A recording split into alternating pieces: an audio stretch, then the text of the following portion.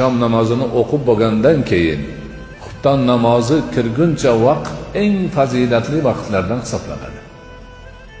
Undagi duo, zikr, namoz, boshqa narsalarning ajri savobi kundalik ma'noda juda katta yuqori darajada ko'paytirib beriladi.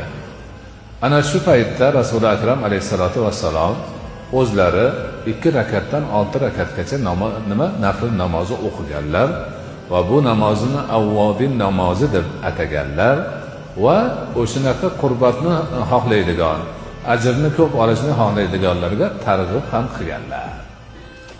Ana o'sha narsa bor narsa.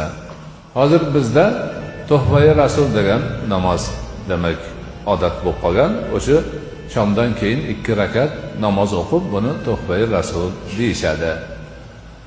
Albatta o'sha namozni o'qib, sunnatini o'qib salom bergandan keyin turib o'qishga harakat qilishadi. Bu odat bo'lib qolgan narsa. Aslida haligiga shom bilan xuftonni orasida qachon bo'lsa ham o'qisa bo'ldi. Albatta bir muddatda o'qish shart emas.